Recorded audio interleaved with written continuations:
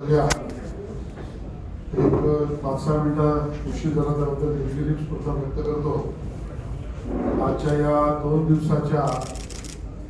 दिवसाचं म्हणावं अशा अधिवेशनाच्या पूर्वसंध्येला महाराष्ट्राचे सन्माननीय विरोधी पक्ष नेते माननीय देवेंद्र फडणवीसजी यांच्यासोबत भारतीय जनता पार्टीचे महाराष्ट्राचे अध्यक्ष चंद्रकांतदादा पाटीलजी, विधान परिषदेतील विरोधी पक्ष नेते प्रवीण दरेकरजी, भारतीय जनता पक्षाचे वरिष्ठ नेते माजी मंत्री सुधीरभाऊ मुनगंटीवारजी आणि बरोबरीने आमच्या महायुतीतील आमचे सर्व मित्र पक्षात RPI कडून अविनाश महातेकरजी, आमचे सन्माननीय आमदार विनायक मेटेजी आणि माजी मंत्री महादेव जानकरजी, सर्व मंडळी आपल्या सगळ्यांसमोर आज या अधिवेशनाच्या पूर्वसंध्येला याबद्दलची पार्श्वभूमी आणि भूमिका मांडणार मी माननीय देवेंद्रजींना विनंती करतो.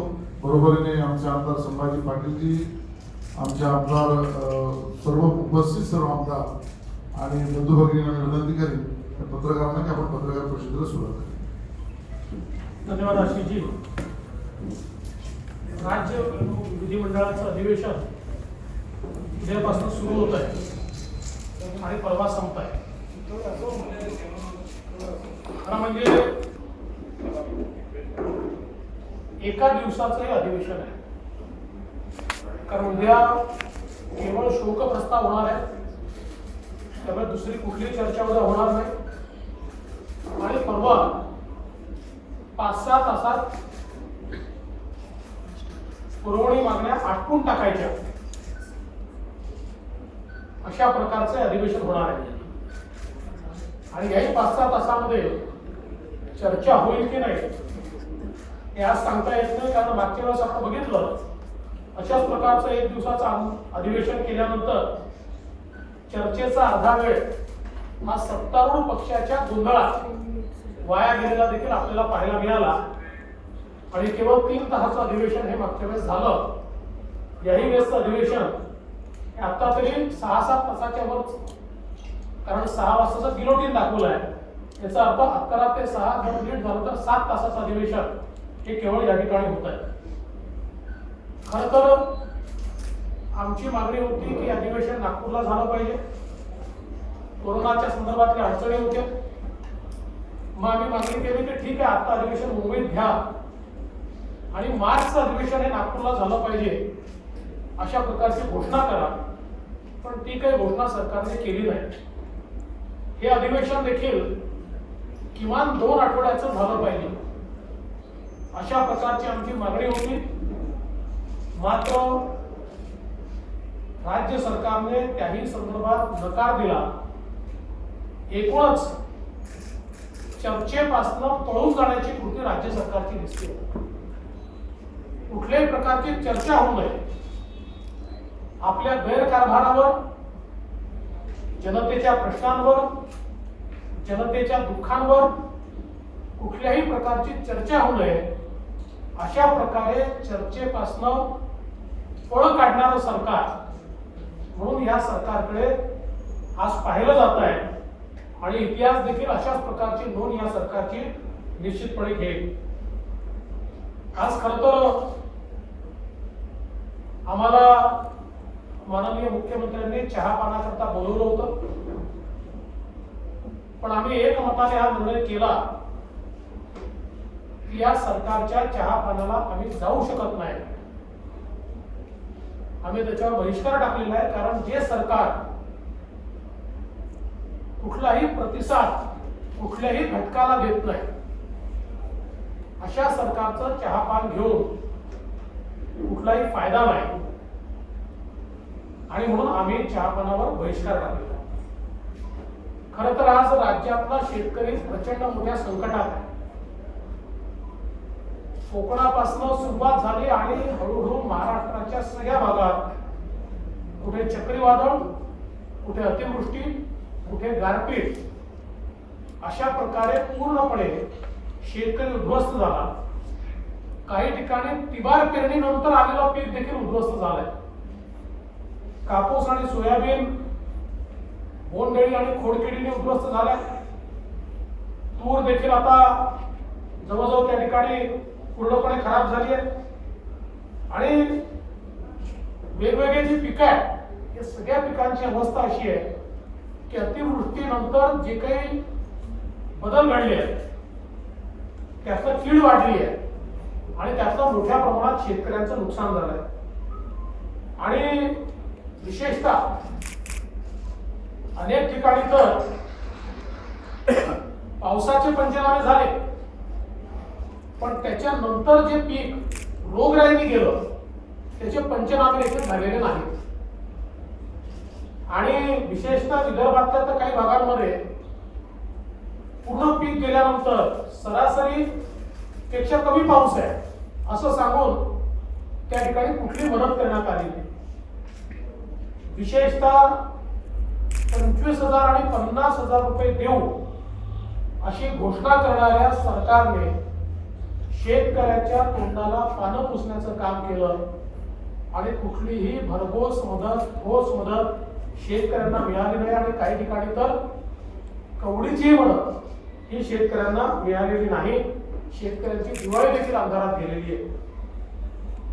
आज राज्यामध्ये आपण बघितलं मागच्या काळामध्ये इतक्या मोठ्या प्रमाणात कोरोनाचा प्रादुर्भाव आपल्याला पाहायला मिळाला आणि देशात सर्वाधिक कोरोनाने मेलेल्यांची संख्या ही महाराष्ट्रात जवळजवळ 48,000 लोक कोरोनाने या ठिकाणी मृत्युमुखी पडले आहेत. सातत्याने 35 ते 40% देशातले मृत्यू हे महाराष्ट्रात आहे आणि आज देशभरामध्ये कोरोनाचा प्रादुर्भाव कमी झाल्यानंतर आणि विशेषतः मृत्यूच्या संख्येत लक्षणीय घट आल्यानंतर देखील आजही सर्वाधिक मृत्यू हे महाराष्ट्रातच होत आहे. ही अत्यंत दुर्दैवाची परिस्थिती आहे. खरं म्हणजे या कोरोनाच्या संपूर्ण काळाचा पंचनामा करण्याची आवश्यकता आहे. आम्ही संकट काळ असल्यामुळे त्याच्यावर बोलण्याचं टाळलं पण ज्या प्रकारचा भ्रष्टाचार कोरोना विरुद्धच्या लढाईमध्ये महानगरपालिका असतील सरकारमध्ये असेल या ठिकाणी पाहायला मिळाला तो खरोखर मन विषण्ण करणारा आहे आणि अतिशय संताप आणणारा अशा प्रकारचा आपल्याला या ठिकाणी हा कोरोनाच्या काळातला भ्रष्टाचार हा पाहायला मिळाला आहे.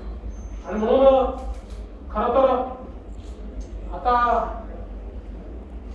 मुख्यमंत्री म्हणतात की आपण कोरोनाची लाट थोपवण्यास यशस्वी झालोय. पूर्ण देशामध्ये कोरोनाची लाट कमी झाली असताना आजही सर्वात जास्त कोरोनाचं कॉन्ट्रीब्युशन हे महाराष्ट्राचं. त्यामुळे कशाबद्दल आपली पाठ थोपटली जाते आणि कशाबद्दल सरकार स्वतःला मार्क्स देते आहे आम्हाच्या समजेच्या बाहेर आहे, अनाकलनीय आहे. पण कुठेतरी कोरोना विरुद्धच्या लढाईत देशामध्ये महाराष्ट्र सरकार हे पूर्णपणे अपयशी झालं आहे हे मात्र निश्चितपणे आपल्याला त्या ठिकाणी दिसत आहे. आज ज्या प्रकारे महिलांवरचे अत्याचार वाढले आहेत आता आम्हाला ऐकायला मिळालं की शक्ती कायदा त्याला कॅबिनेटने मान्यता दिली आहे. आता कायदा काय हे पाहिल्याशिवाय त्याच्यावर कमेंट करता येणार नाही. या अधिवेशनात ते आणणार आहेत की नाही माहित नाही. आणणार असतील तर त्याच्या चर्चेला वेळ कधी देणार आहे कारण 6 तास केवळ आपण मंत्र्याच्या उत्तरासहित पुरवणी मागण्यांना दिली आहे.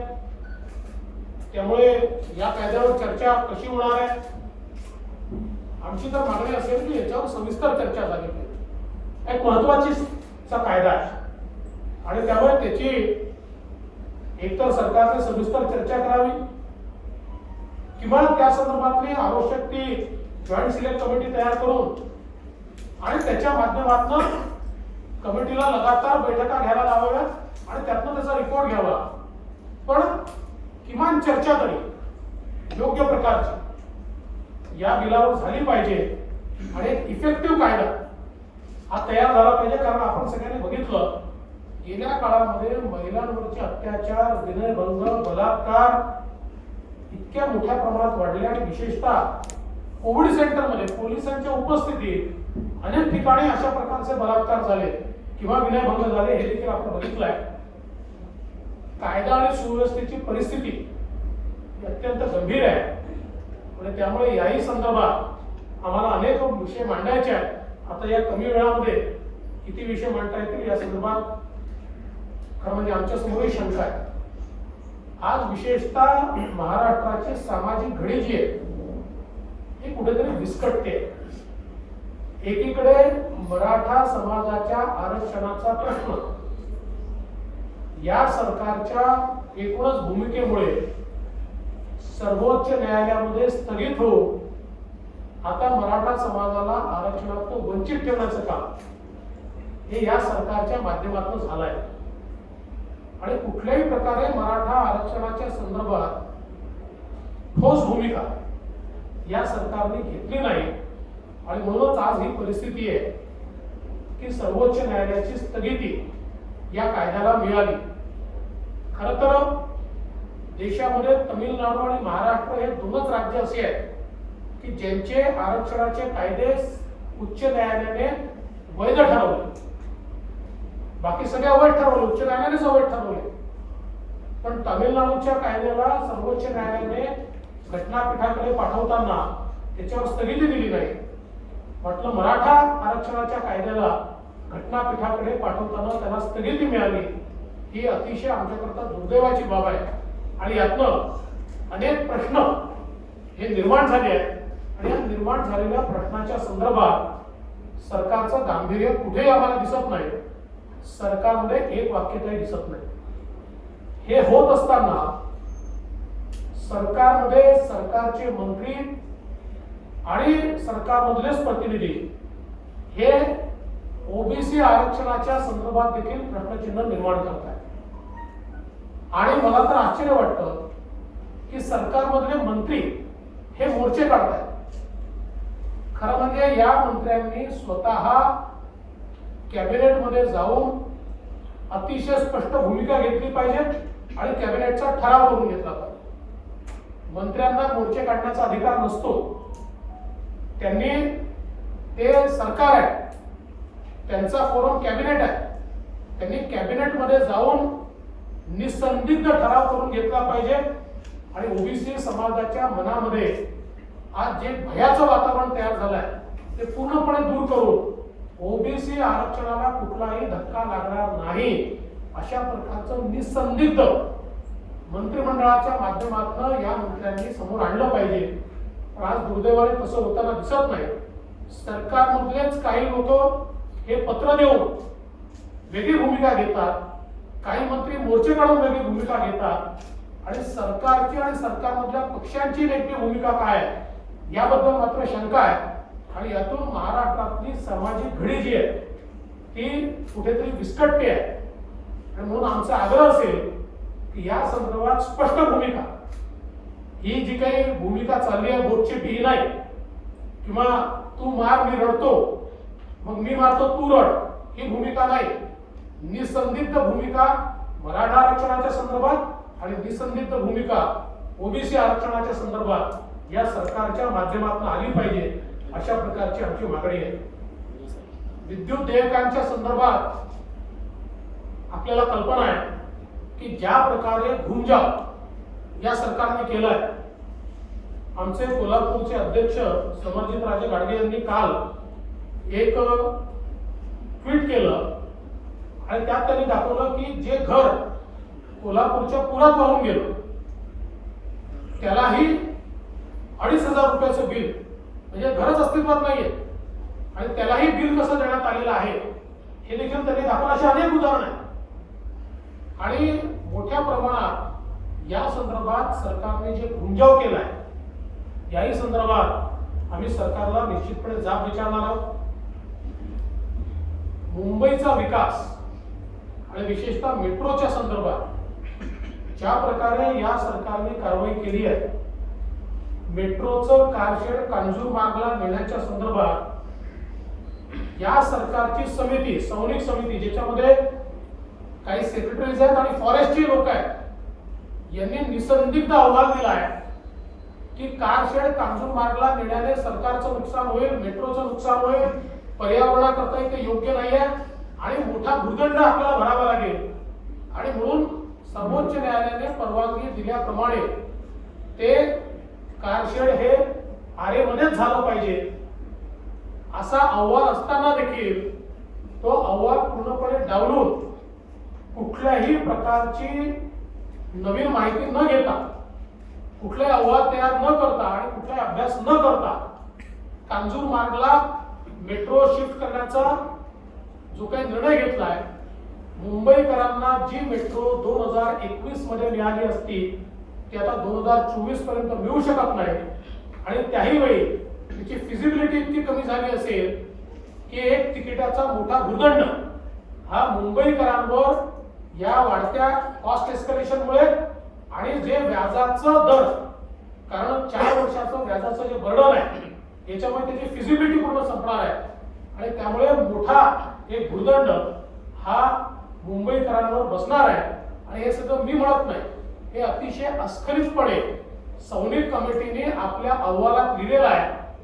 केवळ राजकीय हेतूने आणि इगोने आज मुंबईकरांना मिळणारी मेट्रो ही 4 वर्ष पुढे नेण्याचं काम या सरकारच्या वतीनं होत आहे. एवढंच नाही तर आज एक अघोषित आणीबाणी देखील या राज्यामध्ये लागलेली आम्हाला दिसते. विशेषतः पत्रकार असो की सामान्य माणूस असो, सरकारच्या विरुद्ध बोलायचं नाही. सरकारच्या विरुद्ध बोलला तर तुम्हाला कुठल्या तरी केसमध्ये आम्ही फसवू किंवा तुम्हाला जेलमध्ये टाकू, अशा प्रकारे अघोषित आणीबाणी या महाराष्ट्रात लागली आहे. खरं तर या ठिकाणी अर्णव गोस्वामी यांच्या केसमध्ये सुप्रीम कोर्टाने दिलेला निकाल आणि कंगना रनौत यांच्या केसमध्ये हायकोर्टाने दिलेला निकाल या सरकारला चपराक देणार आहे. अर्णव गोस्वामी किंवा कंगना रनौत यांच्या सगळ्या विचाराशी आम्ही सहमत नाही, परंतु ज्या प्रकारे कारवाई झाली आणि त्याच्यावर जे कोर्टाने या ठिकाणी ताशेरे ओढले आहे, खरं तर सरकारला तोंड दाखवायला जागा नाही अशा प्रकारची अवस्था सरकारची झाली आहे.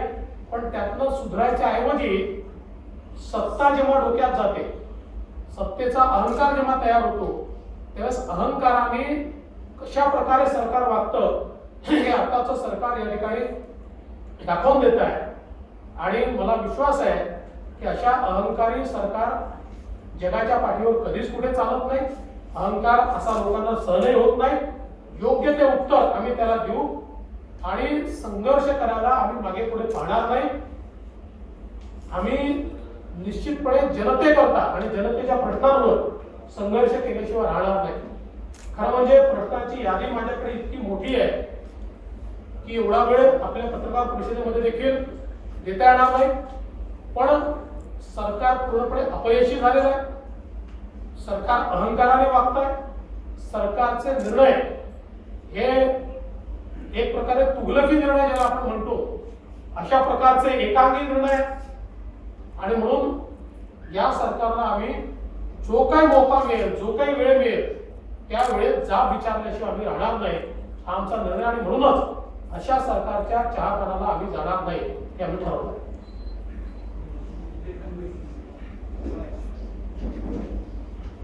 सर, असं म्हणलं की पहिलं राज्य सरकार असेल की 1 वर्ष पूर्ण झालं आणि 1 अधिवेशन पूर्ण झालं. खरंच आहे. म्हणजे या राज्य सरकारमध्ये एकही अधिवेशन पूर्ण तर सोडाच, पण एका अधिवेशनात एक जे म्हणजे 3 अधिवेशन होतात त्यातलं जे छोट्यातलं छोटं अधिवेशन असतं तेवढाही कालावधी केला नाही या सरकारने. अशा प्रकारची या सरकारची अवस्था. सर, तुम्ही देखील 5 वर्ष हा सगळा कार्यकाळ बघितलाय. इतक्या गोष्टी त्यांनी म्हणजे सगळं काही सुरू होते, पण खरंच एक ऍडमिनिस्ट्रेशन लेवल असेल पण इतर गोष्टी जर बघितल्या तर अधिवेशन घेणं खरंच शक्य नव्हतं का? एखादा आठवडा असेल, 2 आठवडा असेल, ती सगळी व्यवस्था पाहा. निश्चितपणे शक्य होतं अधिवेशन. मला एक सांगा, आम्ही सगळे पक्षाचे लोक प्रचारात जातो, आपापले मेळावे घेतोय. म्हणजे आता काल पवार साहेबांचा जन्मदिवस झाला, आमच्या त्यांना शुभेच्छाच आहेत.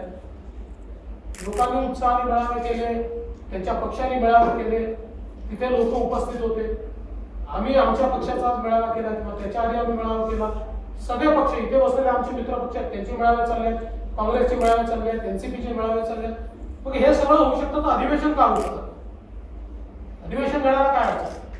तर मागील एक अधिवेशन टीका अशी झाली कृषी कायद्याबद्दल, विरोधक असं म्हणतात की व्यवस्थित चर्चा लोकसभेत किंवा राज्यसभेत संसदेत झाली नाही. असं असताना दुसरीकडे मात्र राज्यात शक्ती विधेयक येत आहे, त्याच्यावर देखील जर ते उद्या मांडलं जाणार असेल या अधिवेशनामध्ये, चर्चाच होऊ शकत नाही. हे आमची तर मागणी असेल की चर्चा झाली पाहिजे आणि या कृषी कायद्यांच्या संदर्भात ते जे सांगतायत चर्चा झाली नाही, चर्चा भरपूर झाली.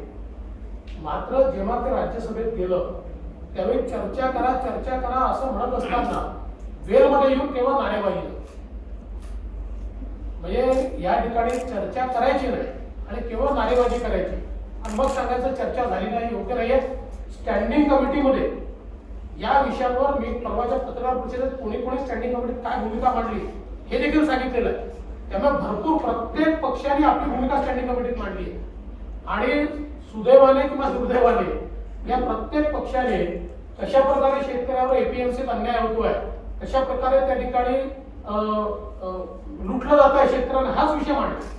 यालाच लागून शेतकरीच्याच मुद्द्यावरून पुन्हा एकदा शरद पवार हे देशाचं नेतृत्व म्हणजे वेगळी विरोधकांची मोड बांधण्याचे प्रयत्न करतात अशी एक चर्चा होते. तुम्ही कसं बघता? कारण किसान आंदोलन सुरू आहे गेल्या काही दिवसांपासून आणि हळूहळू ते वाढते. जयपूर हायवे बंद करणं असेल किंवा मागे असेल. सर, याला जोडून फक्त आहे की काल प्रफुल्ल पटेल पुन्हा म्हणतात की बाबा शरद पवार पुन्हा पंतप्रधान होऊ शकले असते, काँग्रेसच्या नेत्यांनी होऊ दिलेलं आहे. हे सगळं अधिवेशनाच्या आधी सगळं केलं जातंय. आम्हाला हेच समजत नाहीये की म्हणजे आम्हीच कन्फ्युज झालो. याचं कारण त्यांच्यातले काही म्हणतात की पवार साहेब युपीचे चेअरमन होणार आहे, मग पवार साहेब सांगतात अशी कुठलीच ऑफर नाही आहे. मग कोणीतरी म्हणतात पवार साहेब मोड बांधतायत, मग कोणीतरी असं सांगतं की पवार साहेबांना तर काँग्रेसने धोकाच दिला, त्यांच्या पाठीतच खंजीर खूप असलाय. मला असं वाटतं की एकदा त्यांचं सगळं स्थिरस्थावरून ठरलं नेमकं काय करायचं आहे की मग आम्ही त्याच्यावर रिॲक्शन देऊ. असं मुख्यमंत्र्यांनी होत होते की मुख्यमंत्री घरी बसून काम करतात. मात्र काल मुख्यमंत्र्यांनी स्पष्टीकरण दिले की मी घरी बसून काम करत असलो तर मी हजारो कोटींचे प्रकल्प मार्गी लावतोय. तुम्हाला ते पाहायला मिळतात का?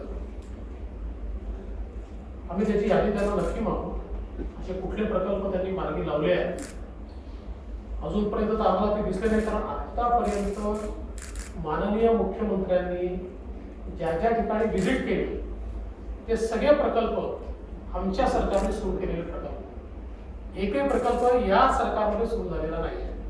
त्याच्यामुळे त्यांनी नेमके कुठले प्रकल्प क्लिअर केले ते आपण त्यांच्याकडे यादी करू नका. सर, याला लागूनच एक काही योजना फडणवीस सरकारच्या काळात सुरू झाल्या पण त्या अचानकपणे बंद करण्यात आल्या. कुठलंही कारण त्याला दिलं गेलं नाही. जसं की धनगरांसाठी एक महत्वाची योजना होती, 1000 कोटी मंजूर देखील झाले होते, पण ती म्हणजे का बंद केली किंवा त्याच्याबद्दल काही चर्चा नाही.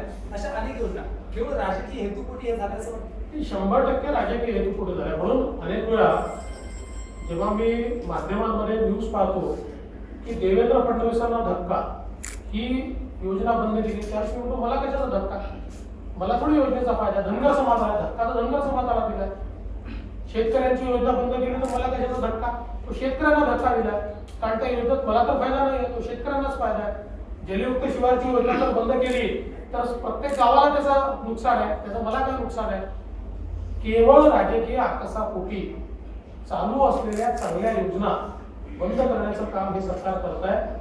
आमची तर या सरकारला मागणी आहे, जसं माननीय बाळासाहेब ठाकरेंचं नाव हे समृद्धी महामार्गाला दिलं त्यामुळे त्याचं काम व्यवस्थित चाललं आहे. असे कुठले नावं जर त्यांना द्यायचे असतील तर आमच्या योजनांना त्यांनी जरूर द्यावे आणि त्या योजना चालवाव्या. राज्यपाल नियुक्त 12 नावासाठी जाहीर झालेली आहे. आपण कसं बघता राज्यपाल आणि सत्ताधारी यांच्यामध्ये दोघं राजकारण चालू आहे असं आपल्याला वाटतं. आणि दुसरा प्रश्न, आपण भाजपने त्यांच्या जुन्या मित्र पक्षाला काय दूर ठेवले की काय? कारण मध्ये असं आम्ही ऐकलं होतं की जानकर नाराज आहेत, गोपीचंद पडळकर ही जी चर्चा त्याच्याबद्दल आपलं काय म्हणणं?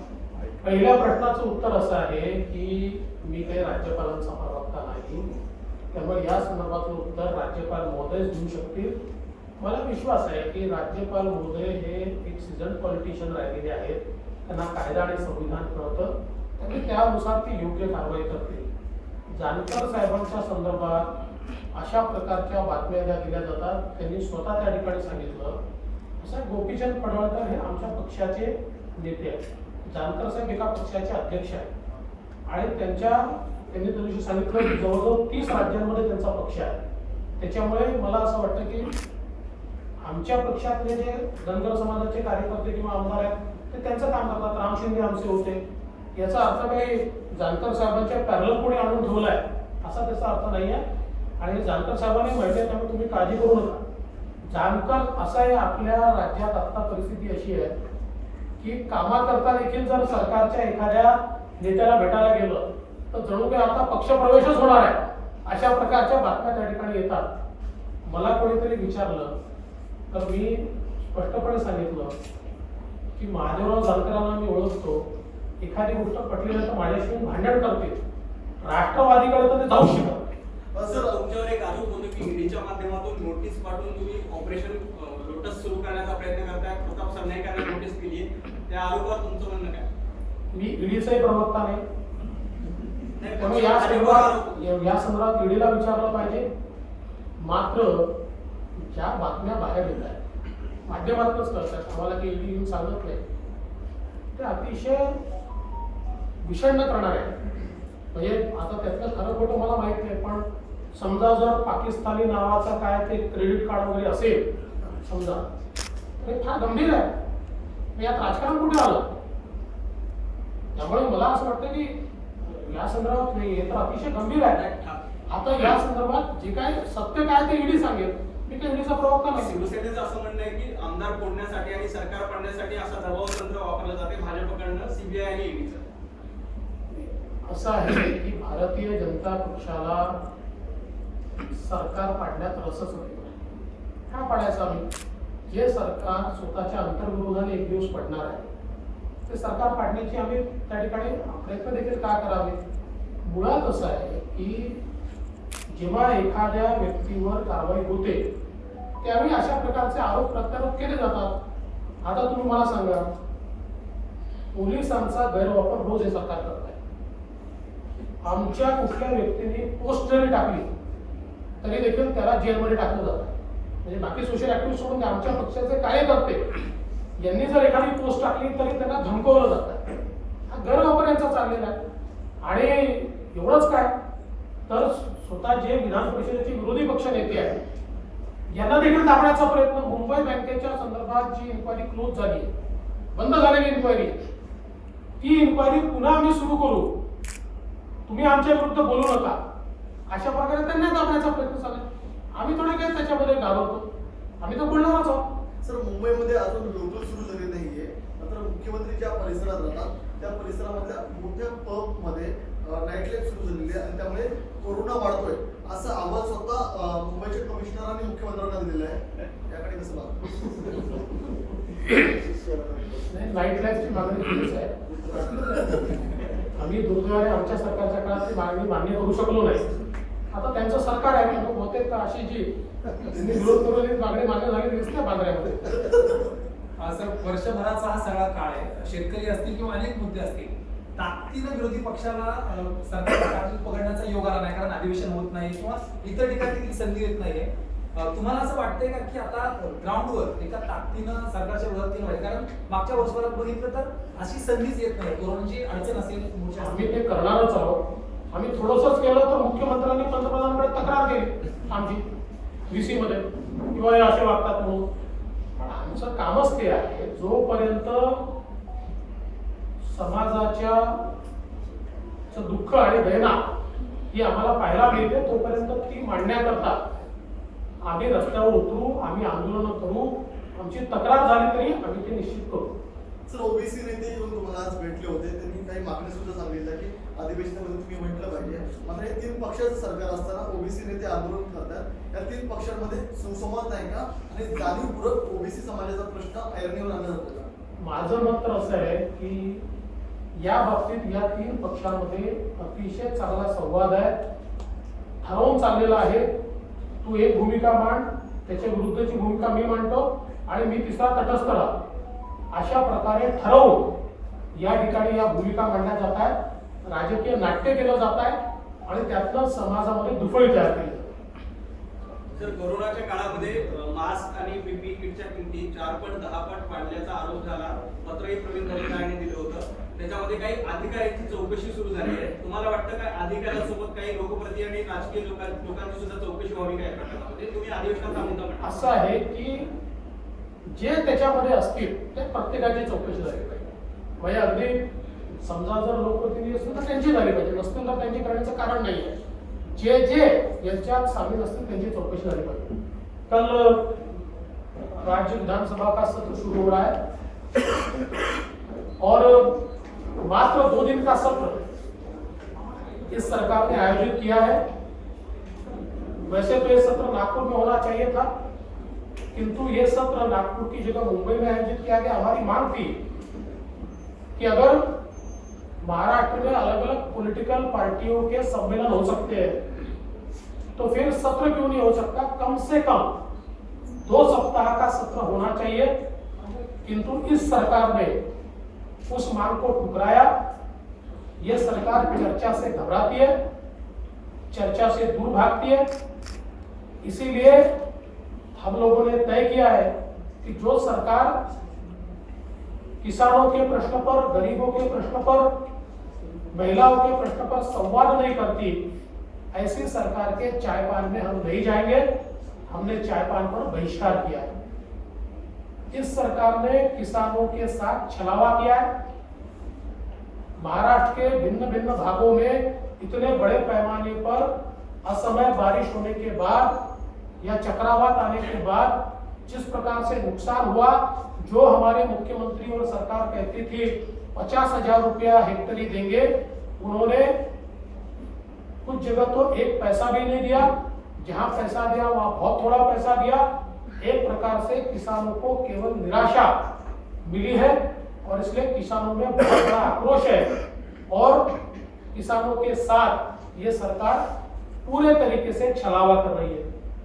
इतना ही नहीं तो अलग अलग जो विषय है, चाहे वो फिर महिला सुरक्षा के विषय हो, इन विषयों पर सरकार पूरे तरीके से फेल हुई है. लगातार कानून व्यवस्था लचर हो रही है, महिलाओं पर अत्याचार बढ़ रहे हैं. कोविड सेंटर में इतने बड़े पैमाने पर महिलाओं के साथ गलत व्यवहार हुआ, उसको भी यह सरकार नहीं रोक पाई. अब सरकार एक नया कानून ला रही है. हम अपेक्षा करते हैं कम से कम चर्चा करके उस कानून के ऊपर सरकार निर्णय करे, ताकि केवल कागजों पर कानून न रहे तो जो लोग इस प्रकार के आपराधिक गतिविधियों में शामिल है उनको सच में शासन, उनको सच में सजा मिलने की दृष्टि से यह कानून कारगर सिद्ध हो, ये हमारी अपेक्षा है.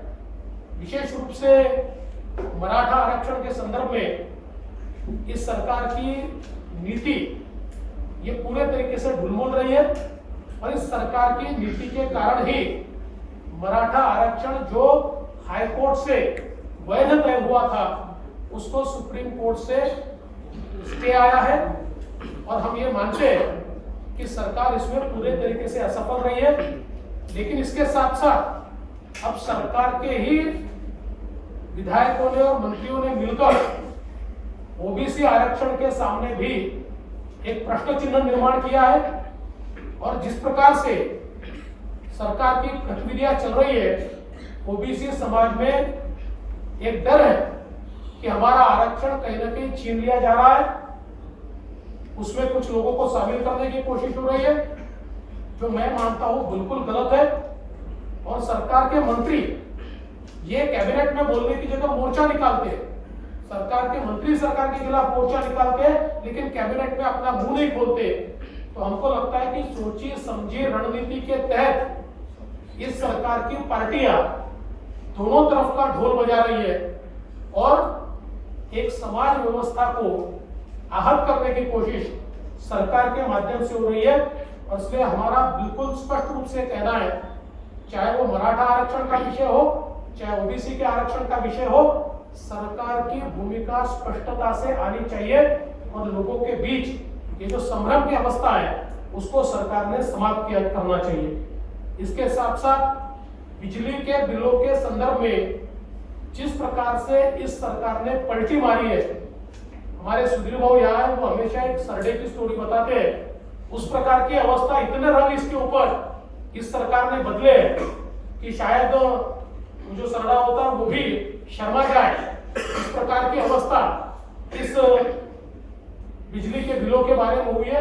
कल परसों ही हमने एक बिजली का बिल देखा कि जिसका घर जब बाढ़ आई थी कोल्हापुर में, बाढ़ में बह गया, उसको भी बिजली का बड़ा बिल देने का काम इस सरकार के माध्यम से हो रहा है। और एक प्रकार से लोगों को आश्वासन देना और फिर उस पर घूम जाना और पलटी मारना, ये नित्य क्रम इस सरकार का। इसके खिलाफ भी हम लोग आवाज बढ़ाने वाले हैं।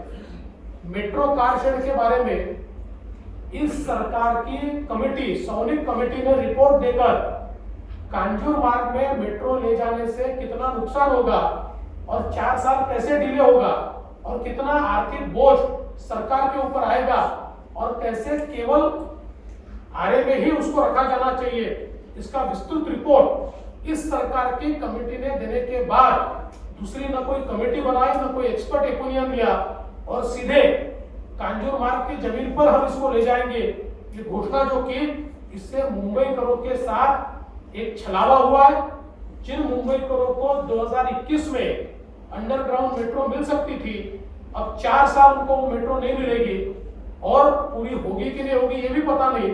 और जब होगी उस समय उसका टिकट का रेट क्या रहेगा, क्योंकि इतना ज्यादा 4-5 हजार करोड़ का बोझा, ये सौनिक कमेटी कहती है कि इतना नुकसान ये कांजूर मार्ग में मेट्रो का डेपो ले जाने से होने वाला है। तो कुल मिलाकर केवल इस प्रकार के निर्णय पॉलिटिकली मोटिवेटेड होकर और ईगो के लिए लिए जा रहे हैं और जिससे मुंबई की जनता का लगातार नुकसान हो रहा है। ऐसे कई मुद्दे, ये सारे मुद्दे मैं यहाँ नहीं रखना चाहता, लेकिन इन सारे मुद्दों के चलते ऐसा ध्यान में आता है कि सरकार में न कोई निर्णय लेने की क्षमता है, जनता के प्रश्न छुड़ाने के लिए कोई आत्मीयता भी सरकार में नहीं दिखती और सरकार की 3 पार्टियां ये जिस प्रकार का व्यवहार कर रही है ये सरकार के लिए अशोभनीय है और इसलिए ऐसे सरकार के चायपान में हम नहीं जाएंगे। जनता के दुख दर्द को हम इस अधिवेशन के माध्यम से सामने रखने की कोशिश करेंगे। वैसे तो मात्र 6 घंटे का अधिवेशन है, 6 घंटे से ज्यादा इसमें चर्चा भी नहीं होने वाली, लेकिन जितना समय मिलेगा उतने समय में जनता के दुख दर्द को हम सामने रखने की कोशिश करेंगे। सगळ्यांचं धन्यवाद। चहा पाण्याची व्यवस्था आहे.